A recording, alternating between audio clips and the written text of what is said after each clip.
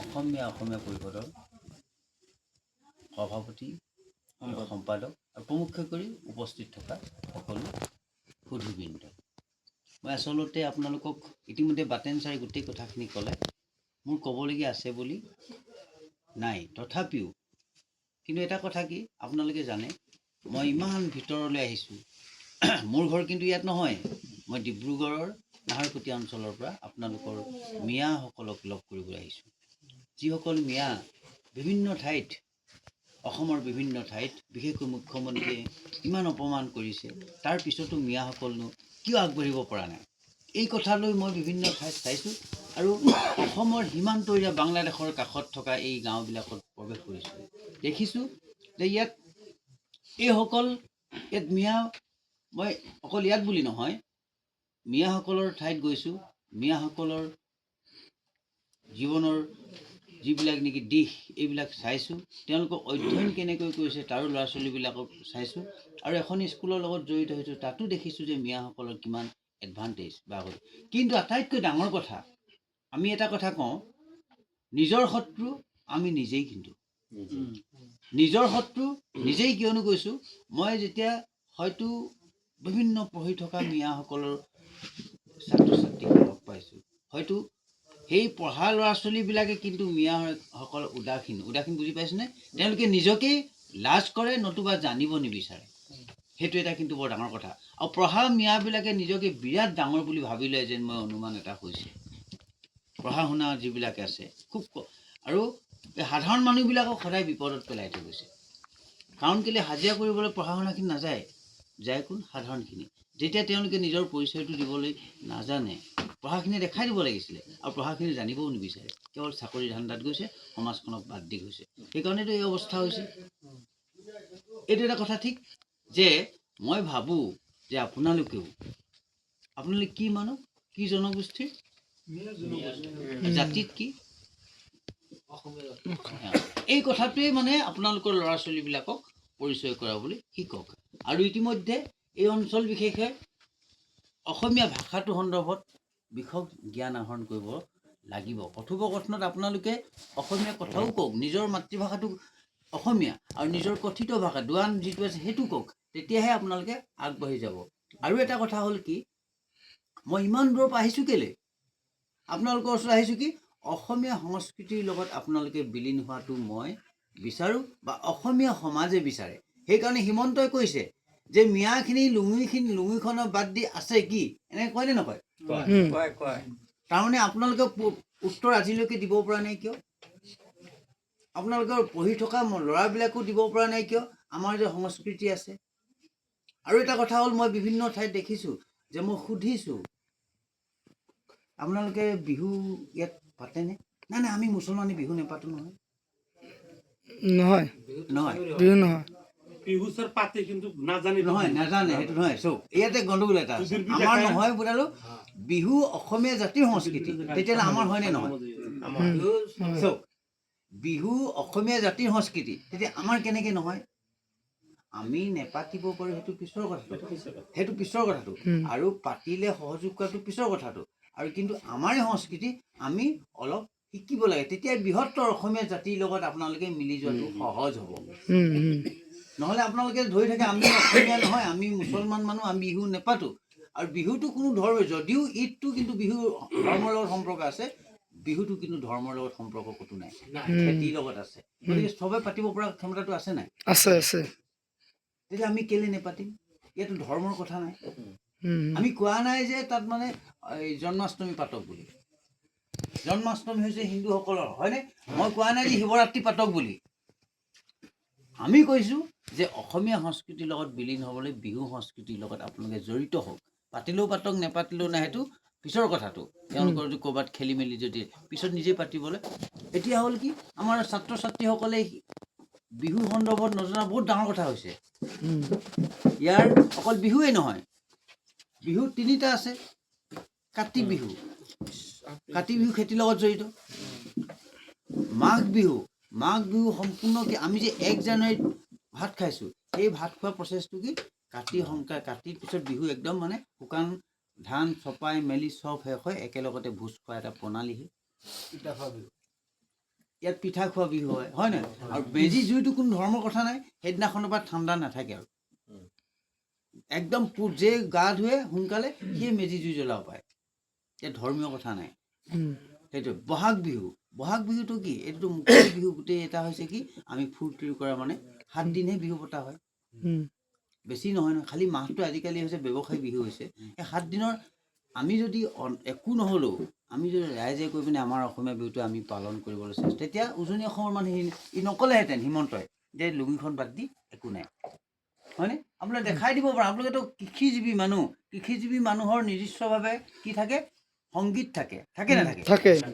আৰু সেই সংগীতবিলাক এওঁ জানিব বোধহয়। এই সংগীতবিলাক আৰু এনেকুৱা আছে, মই এনেকুৱা এই বুঢ়া মুছলমানো দেখিছোঁ আপোনালোকক। মই অকল ইয়াত অহাই নহয়, তেনেহ'লে আমি গান বাজনা নকৰোঁ। আমাৰ ধৰ্মত গান বাজনা কৰা নিয়ম নাই, এনেকৈও কৈ দিয়ে মুছলমানসকলে মোক। তেতিয়া মই কৈছোঁ যে আটাইতকৈ ভাৰতবৰ্ষৰ A.R. ৰহমানেই সংগীতৰ মানুহ, মুছলমানেই সংগীত। তেতিয়াহ'লে কিয় গান গায়? হয়নে কথাটো?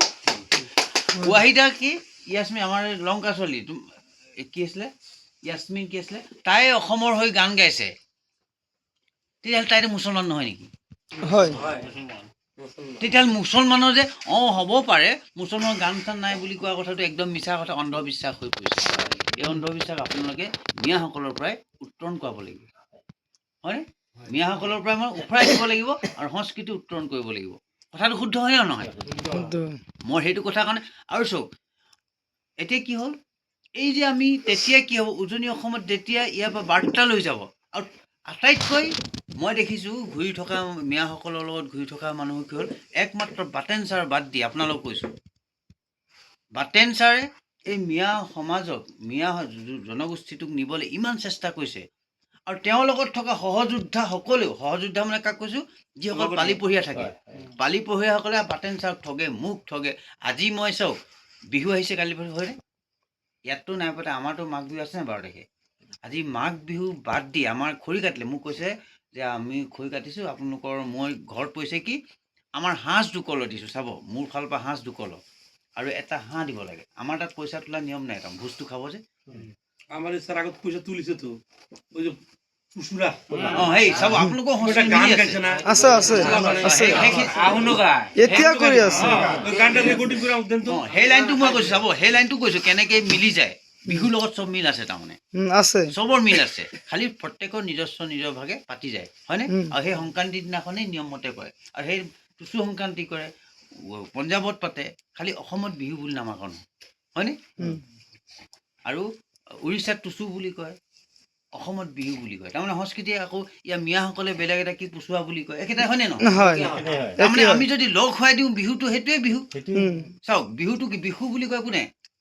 ইহঁতে কিবা কি বুলি কয়, বড়োসকল বিহু কয়।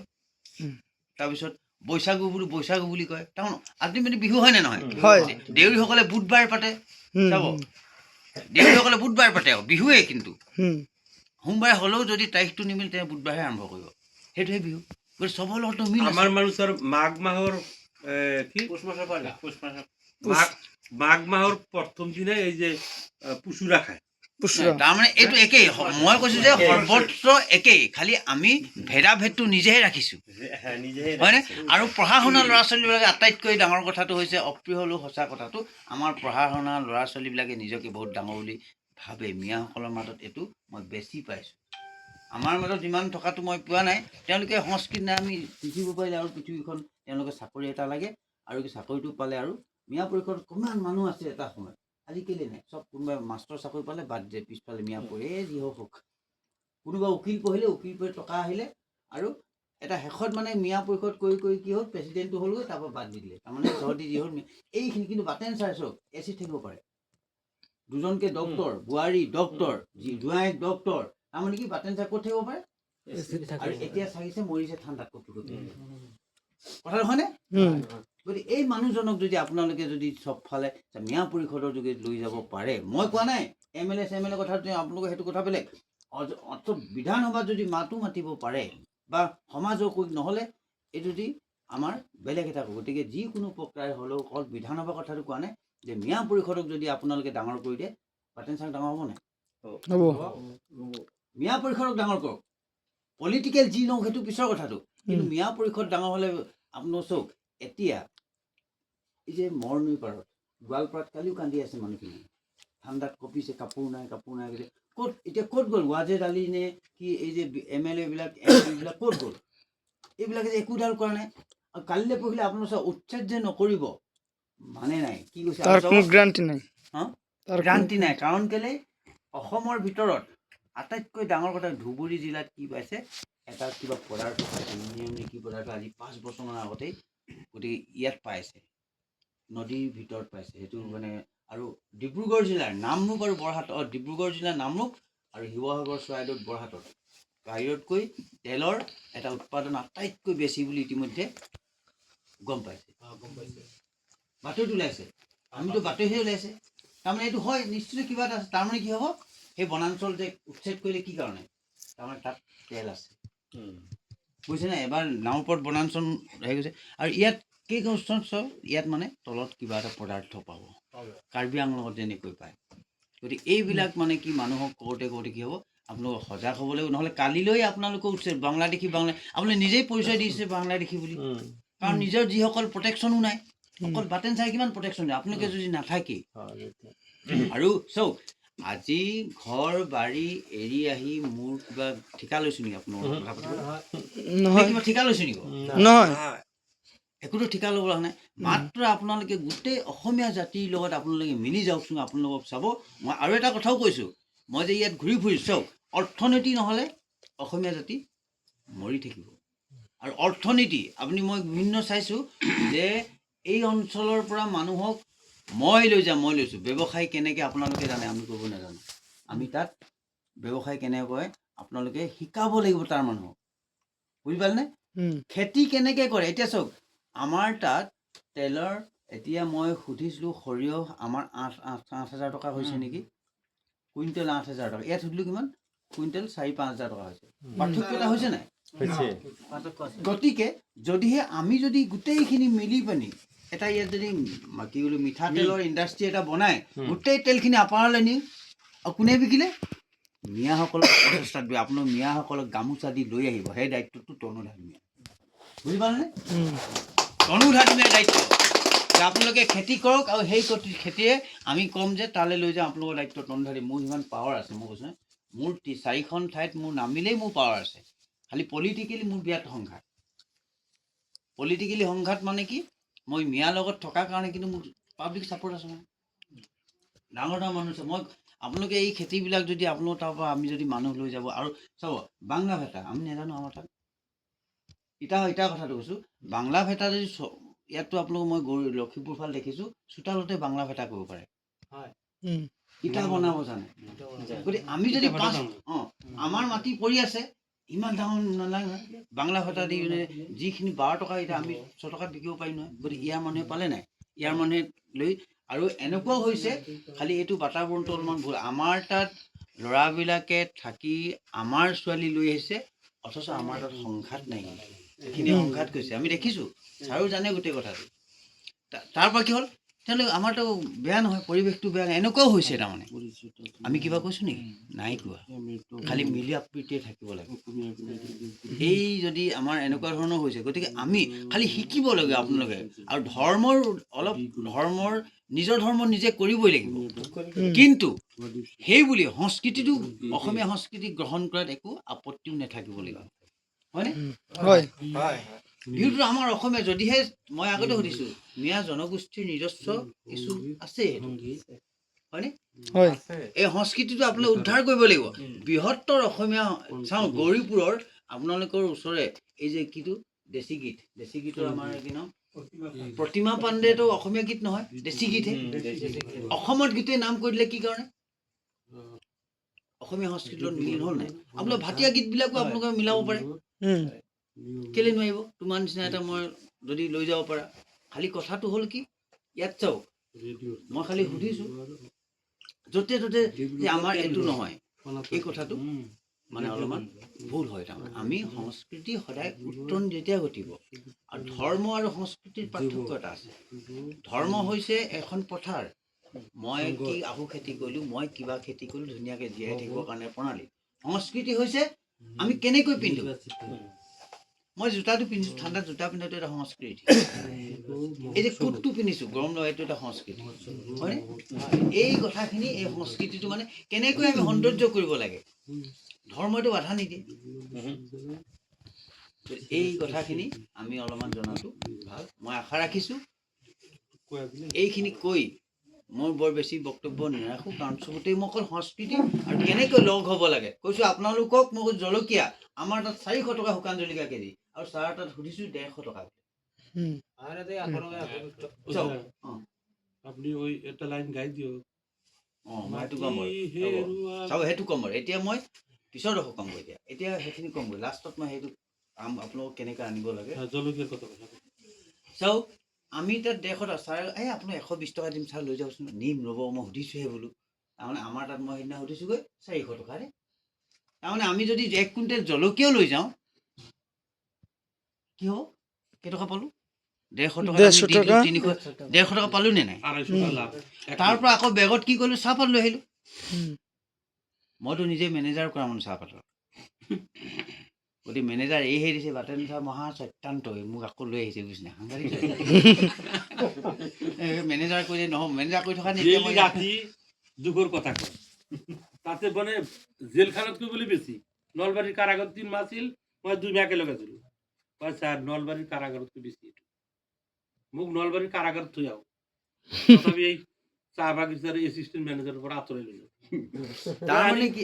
মোৰ স্কুলৰ প্ৰিন্সিপাল বনাইছোঁ। কি জানে নাই আপোনালোকে?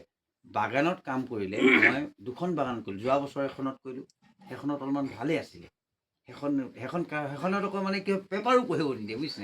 আপুনি পেপাৰ পঢ়িলে আকৌ মেনেজাৰগিৰি কৰিব আহিছে, দৰমহা দিছোঁ, খাবলৈ দিছোঁ, থাকিবলৈ দিছোঁ, কাম কৰিলে ৰান্ধনি দি দিয়ে, বুজিছেনে? জোতাটো পালিচ কৰিলে মানুহ চব দিয়ে, খালি সময় নিদিয়ে। তাৰমানে আপুনি ৰাতিপুৱা ভাত খাওঁ বুলি ক'লে বনাই দিয়ে, দৰমহাও ধুনীয়াকৈ দিছে, মানে পইচা গোটাগুটি বাচি থাকে।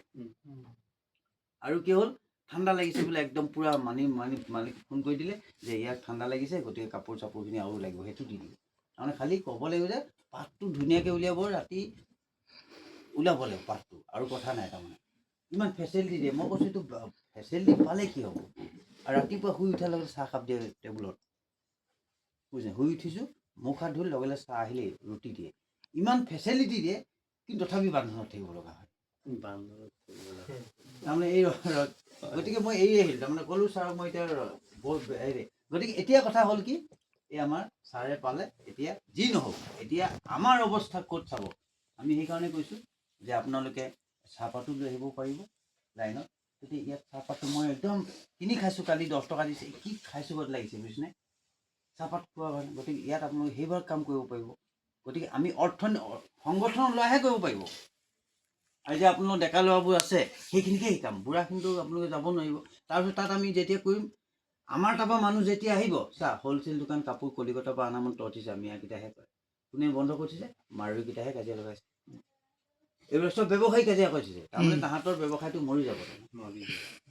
এতিয়া 3 কৰোৰ এখন বাগান বিকিছে আমাৰ তাত, মাৰোৱাৰী লৈ 3 কৰোৰ টকাত। মই বিলাচী পাৰ বোলে 1.5 কৰোৰ দি পানি এটা ঘৰ দুকঠানে কিমান মাটি লৈছে নে কোনে কৈছে। তাৰমানে ইয়াত কৰোৰ টকা ল'ব পৰা মানুহ, তাৰমানে ইহঁতি এই মিয়াও যদি আমাৰ তাত বাগান কৰোৰ ল'ব পাৰিলেগৈহেঁতেন, আমাৰ মানুহৰ একোটা মাৰোৱাৰী বন্ধ কৰিছে, কাজিয়া লগাই দিছে। এইবিলাক কথাও চাবলগীয়া কথা।